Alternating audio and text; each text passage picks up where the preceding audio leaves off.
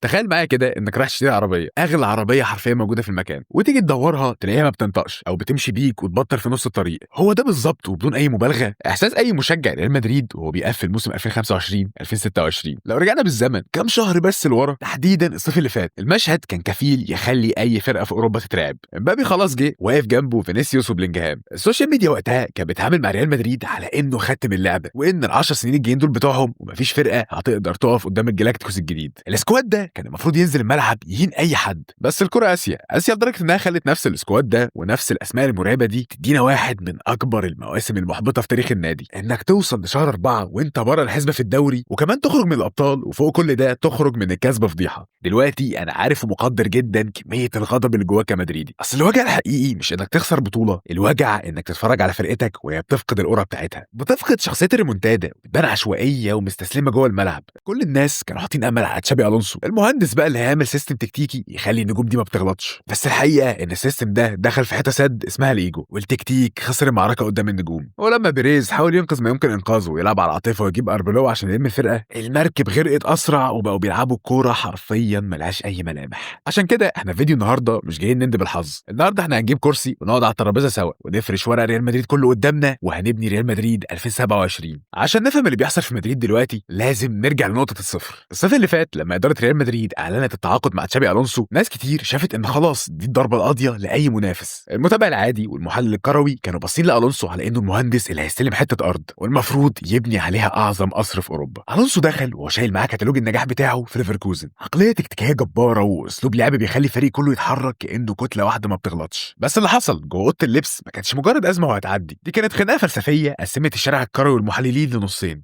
الونسو دخل بمشروع قايم على ان النجم الحقيقي هو المنظومه، هو مدرب بيقدس السيستم وبينتمي لمدرسه البوزيشنال بلاي. بالنسبه له الملعب زي الشطرنج، كل لعيب ليه دور محدد، مساحه معينه وتوقيت محسوب عشان يتحرك فيه. الناحيه الثانيه انت بتتكلم عن اوضه لبس فيها امبابي، فينيسيوس، بلينجهام وغيرهم. معظم الاسماء دي كبرت مع كارلو انشيلوتي على مدرسه تكتيكال فلكسبيليتي والحريه في اللعب، متعودين ان ليهم مطلق الحريه في الارتجال، بيتحركوا بمزاجهم، يسيبوا اماكنهم ويدخلوا للعمق بقى ويميلوا على الاطراف زي ما الجيم يطلب، عشان في الاخر يخلصوا الماتش بمهاراتهم الفرديه. هنا ظهرت حاله انقسام حقيقيه ومحدش يقدر يقول مين فيها صاحب نسبه 100% ومين الغلط، لان كل طرف كان عنده وجهه نظر. اول وجهه نظر كانت شايفه ان الونسو بيعمل الصح وانه والله بيبني ريال مدريد بتاع المستقبل. وجهه نظرهم كانت بتقول ان الكره الحديثه ما بقتش بتعترف بالعشوائيه المنظمه او الاعتماد الكلي على مهاره الفرد مهما كان الفرد ده خارق. بص على مانشستر سيتي مع جوارديولا وبرشلونه مع فليك، فرق بتلعب ككتله واحده ومفيش لاعب واحد اكبر من المنظومه. الناس دي كانت بتشيل بقرار الونسو لما الزم فينيسيوس انه يثبت في الهاف سبيس علشان يسحب المدافعين ويخلق مساحه لغيره، او لما طلب من امبابي انه يلتحم مع قلوب الدفاع ويعمل ادوار تكتيكيه، او حتى توظيف بلينجهام كلاعب رقم 8 صريح ومقيد بادوار دفاعيه وببناء لعب في خط النص بدل الحريه الهجوميه المطلقه كتسعه وهمي اللي كان واخدها مع انشيلوتي. بالنسبه للراي ده الونسو كان بيدي اللعيبه الدواء المر اللي هيعالج عيوبهم التكتيكيه ويخليهم فرقه مرعبه متكامله. في المقابل وجهه النظر الثانيه كان فيها ناس كتير شايفه ان اللي بيعمله الونسو ده تدمير لهويه ريال مدريد. حاجتهم كانت انك والله مش بتشتري فراري عشان تمشي بيها على 40، النجوم دي متعه لعبها في حريتهم، اصلك لما تكتف فينيسيوس ومبابي بالتعليمات انت بتقتل الشراره اللي بتميزهم. وجهه النظر دي كانت مقتنعه ان الدي ان ايه بتاع ريال مدريد طول عمره قايم على الانفجار الفردي في اللحظات المهمه، وان محاوله تحويل لعيبه زي اللي موجودين دول لتروس في مكانه بيخلي الفريق يظهر بشكل زي الروبوتات ومتوقع. الصدام ده بقى اتنقل من استديوهات التحليل لقلب اوضه اللبس، حالم الايجو كلاش بدات تظهر. النجوم الكبيره ما بتحبش المدرب اللي يحسسها انها مجرد ادوات تنفيذيه، وعشان كده تصريح فينيسيوس اللي قاله بكل برود بعد ما الونسو مشي ما كانش مجرد زله لسان، قال لك كل مدرب وليه طريقته الخاصه، بس بصراحه ما كانش في بينا تواصل زي ما هو كان عايز. الجمله دي كانت بتلخص المعركه، معركه بين عقل المدرب وغريزه اللعيبه. ولو بصينا على الارقام هنلاقيها بتعكس نفس حاله الانقسام. الونسو قعد 34 ماتش عمل نسبه فوز وصلت 70%. الناس اللي كانت مع الونسو قالوا الراجل بيعمل ستراكشر ستابيليتي والفريق بيعمل كاونتر بريسنج محترم وبنكسب والمشروع شغال. ووجهه النظر الثانيه قالوا ده مدرب اصلا ما عندوش شخصيه واحنا بنكسب من غير روح، اللعيبه بتكسب كانها موظفين بيخلصوا شيفت ويمشوا. فين المتعه، فين الهيمنه بتاعت الفريق المرعب اللي بينزل ياكل الاخضر واليابس؟ فضل الشد والجذب ده مستمر لحد ما جت اللحظه الفاصله، خساره السوبر قدام برشلونه. الماتش ده حط فلورنتينو بيريز قدام اختيار صعب. بيريز ما كانش بس بيقيل مدرب، ده كان بيختار بين فلسفتين. بيريز لقى الفريق بيلعب كوره ما فيهاش شغف، والاهم ان اوضه اللبس خلاص هتنفجر، فقرر فقرر ياخد المسار اللي ريال مدريد دايما بيميل له اداريا، الانحياز لمزاج النجوم وغريزتهم على حساب التكتيك. الونسو مشي وساب وراه جدل كبير لسه مكمل لحد النهارده عن مين اللي كان المفروض يتنازل للتاني. هل الونسو كان لازم يكون اذكى في احتواء النجوم، ولا النجوم كان لازم تتواضع وتلعب للسيستم؟ ومع خروج الونسو الاداره قررت تقفل صفحه التكتيك اللي بجد وتلجا للحل العاطفي، تجيب حد من ريحه النادي، حد يقدر يحتوي الغضب ويديهم المساحه اللي بيحبوها ويشتكهم. وهنا الباب اتفتح للمرحله اللي حولت الجدل ده لكارثه حقيقيه،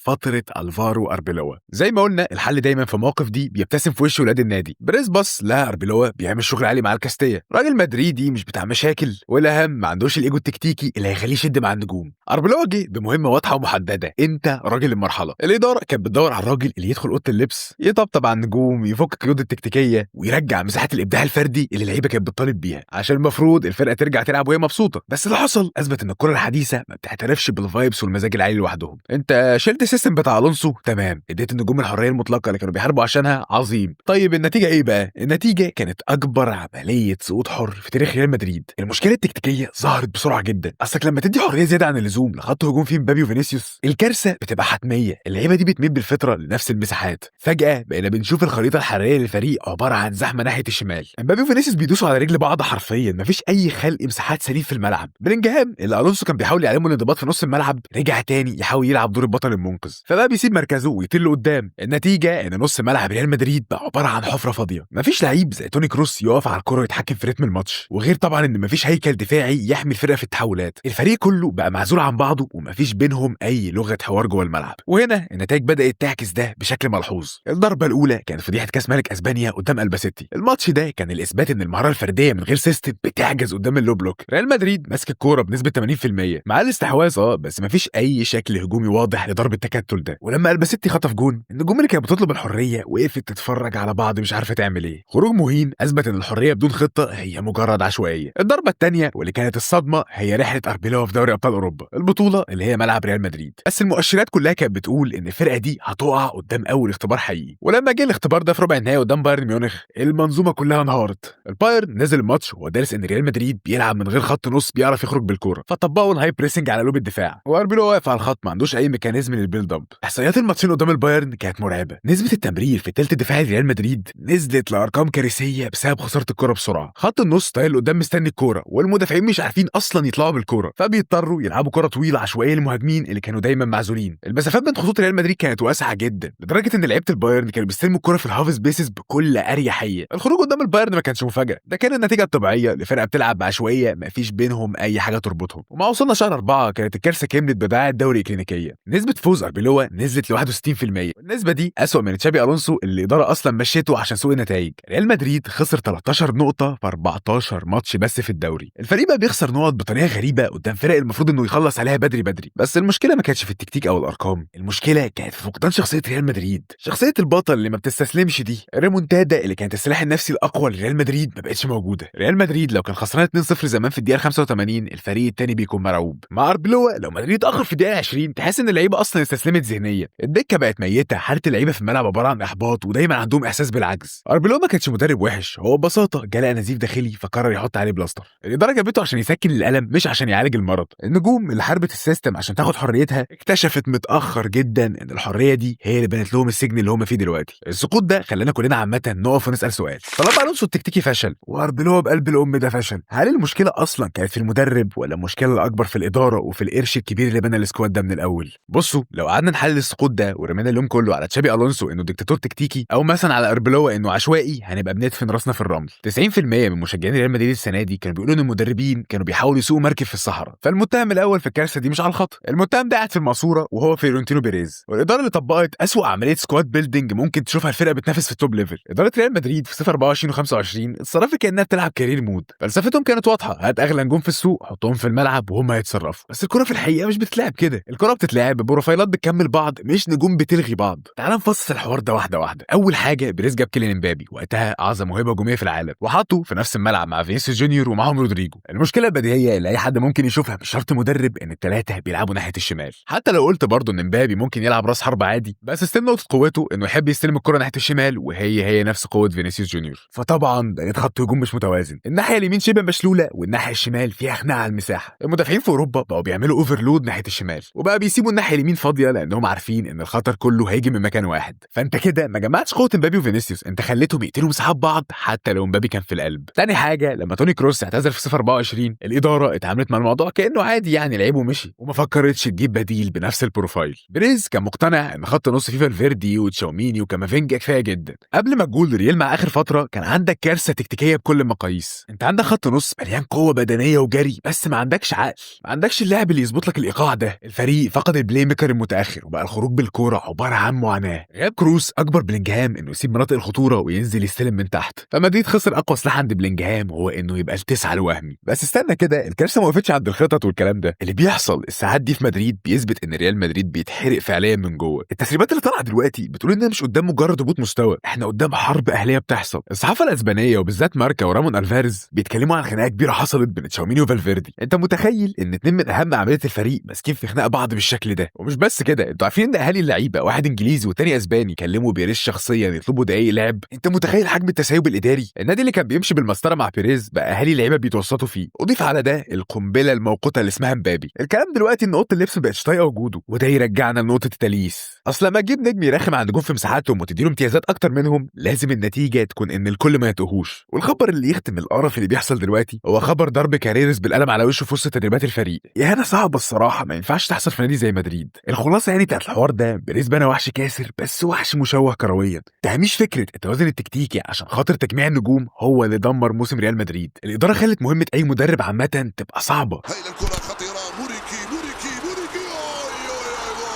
أمامية، هنا المحاولة، تصويبة تأتي، الله! ماتش السبع كورات، الألمان لا يستسلمون والقمة القادمة نار. احنا دلوقتي في مايو 2026، الورق كله مفروش على الترابيزه والمشهد جوه مكاتب البرنابيو عباره عن حاله طوارئ. بعد الانهيار التكتيكي مع الونسو والسقوط الحر مع اربيلوا، الاداره قدام مفترق طرق تاريخي. السؤال ما بقاش مين احسن مدرب في العالم، السؤال بقى مين المدرب اللي يقدر يدخل اوضه اللبس دي ويخرج منها فرقه بتلعب كوره بجد. الجماهير والمحللين متقسمين لمدرستين او وجهتين نظر في طريقه حل الكارثه دي، كل مدرسه ليها مميزاتها وعيوبها اللي ممكن تقلب كل حاجه. في ناس شايفه ان الحل مش في التنازل عن التكتيك، الحل في مدرب تكتيكي وعنده شويه كاريزما. مدرب زي يورجن كلوب كده مثلا، معظمهم مقتنع ان السكواد ده محتاج حد يطبق الضغط العكسي. لو السيناريو ده حصل احنا نبقى قدام احتمال من اتنين مالهمش تالت، يا اما النجوم زي امبابي وفينيسيوس وبلينجهام يقتنعوا بشخصيه المدرب وينفذوا تعليماته، وساعتها مدريد ممكن يتحول لمنظومه لا تقهر، يا اما هنشوف نسخه مكرره واوحش من صدام الونسو. المدرب هيطلع يهاجمهم في الاعلام والفرقه هتدخل في دوامه انهيار تكتيكي ونفسي اسرع من اللي فاتت. النص التاني بيبص للموضوع من زاويه مختلفه، هم شايفين ان السكواد ده اتدلع زياده عن اللزوم، هم عايزين مدرب ديكتاتور، مدرب دكر يعرف يمسك اوضه اللبس، بروفايل زي جوزيه مورينيو او حد بشخصيه قريبه منه، لان البروفايل ده يقدر يقعد اي نجم على الدكه لو ما عملش الدور الدفاعي بتاعه مثلا. لو السيناريو ده حصل التوازن الدفاعي هيرجع والايجو بتاع اللعيبه هيتكسر لمصلحه الفريق، بس الضريبه هتكون انك هتلعب كوره ممكن تكون براجماتيه جدا وما فيهاش متعه، والاخطر ان ممكن البيئه جوه النادي هتبقى توكسيك ومكهربه طول الوقت. ندخل بقى دلوقتي في السيناريو الثالث. في تخوف موجود بين الناس ان بيريز ممكن يعند ويقرر انه يدي اربيلوا فرصه كامله ويبدا معاه فتره اعداد موسم 26 27 بحجه الاستقرار. لو ده حصل احنا كده بنمضي على وثيقه ضياع موسم جديد قبل ما يبدا. اصل انك تكمل في حوار الحريه المطلقه مع سكواد مش متوازن هيخلي الفرق التانيه في اوروبا واسبانيا يقروا ريال مدريد بكل سهوله. زي ما قلنا اربيلوا ما عندوش العمق التكتيكي اللي يخليه يبتكر حلول لما الفرق تقفل قدامه بلوك، واللعيبه نفسها هتفقد الثقه فيه بالتدريج لانهم هيبقوا عارفين انهم بينزلوا الملعب معتمدين على مجهودهم الفردي بس. وسط الخناقه بقى اللي احنا كنا بنتخانقها دي على مين هينقذ ريال مدريد السنه الجايه، هتلاقي ان ريال مدريد لسه عنده مشكله ما اتحلتش، وهو انه ما عندوش حد في خط النص يظبط الريتم ومفيش اي تناغم دفاعي. وبرده في ناس كتير بتطالب ان نيكو باز يرجع وان اندريك هو كمان يرجع. فالحل اللي معظم جماهير ريال مدريد متفق عليه تقريبا انهم ما يضيفوش اي اسماء هجوميه جديده مهما كانت موهبتها، حل في انهم يشتروا بروفايلات تخدم على النجوم اللي موجوده او تضحيه بنجم كبير عشان يفكوا الزحمه دي. قرار اداره ريال مدريد في الصيف ده هيحدد شكل المنافسه في اوروبا لسنين. لو اختاروا مدرب الغلط او كملوا في سياسه تجميع كروت اللعيبه في الهجوم وتجاهل التوازن، ابو 26 هيفضل مكمل معانا كواقع جديد في البرنابيو. ايا كان القرار اللي هيتاخد في الايام دي هيجاوب على سؤال مهم جدا، خلاص تجميع النجوم انتهى بقى لازم خلاص كله سلم نفسه لسطوه السيستم، ولا لسه في امل ان المهاره الفرديه تكسب لو لقيت المدرب اللي يعرف يحتويها؟ هنا بقى يجي دورك انت. عايزك تتخيل معايا انك صحيت الصبح لقيت نفسك مكان فيورنتينو بيريز ومطالب انك تاخد قرارين حاسمين مفيش فيهم رجعه عشان تنقذ مشروع 2027. مين المدرب اللي هتجيبه؟ هل هتجيب مدرب تكتيكي وتجبر اللعيبه انها تجري وتنفذ، ولا هتجيب مدرب ديكتاتوري يمسك اوضه اللبس بالكرباج،